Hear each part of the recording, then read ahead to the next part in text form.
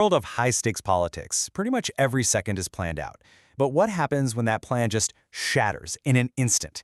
Today we're going to break down the anatomy of an assassination attempt, a moment that kicked off with a single sound and ended with an entire nation holding its breath. So, to really get what happened, you have to imagine you're there. Picture it. You're at a political rally. You're caught up in the energy, the excitement of it all. You're packed in with thousands of other people, there are cameras everywhere, and of course, there's security all over the place. You feel pretty safe, right? There's this feeling that everything is under control. And then, out of nowhere, a sharp, jarring sound just cuts through all the noise of the crowd. It's completely out of place. For just a split second, everyone's confused. Was that a car backfiring? A firecracker, maybe?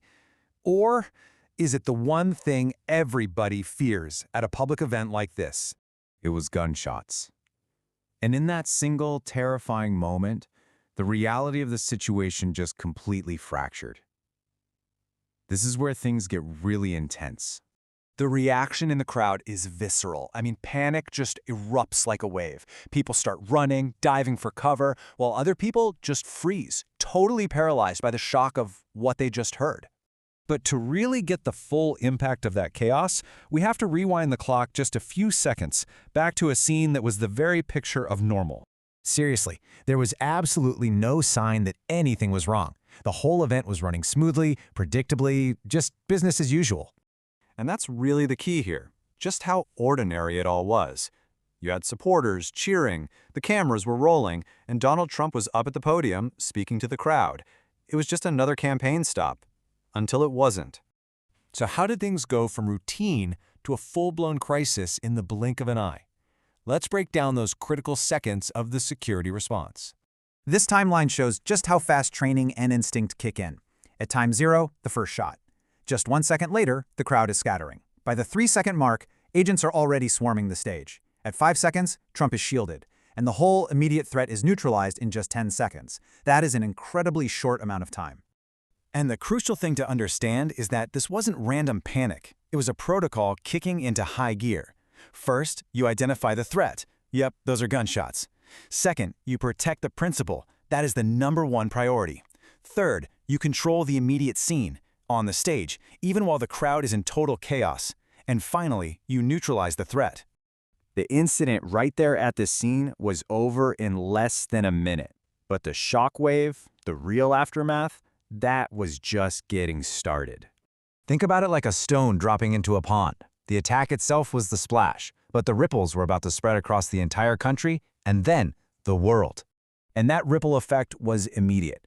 Within hours, the news had gone global. It was dominating every headline. Statements from world leaders started pouring in, and the public, well, they started demanding answers about what happened and why. And those demands for answers lead us right into the final and maybe the most important part of this story, the flood of urgent questions this whole incident left behind. This is the first, most basic question.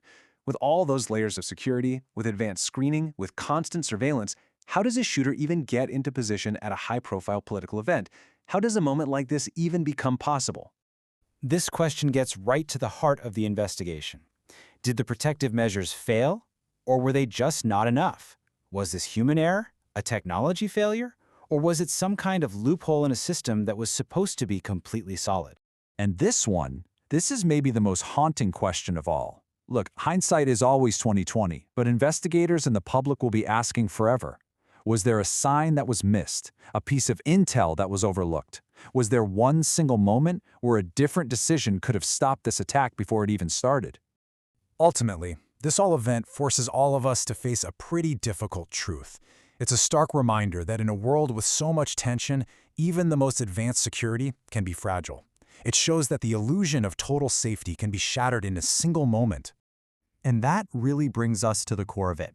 This incident went way beyond politics. It became a universal reminder of vulnerability, a single moment that highlighted a risk that's always there, even when we feel our most secure.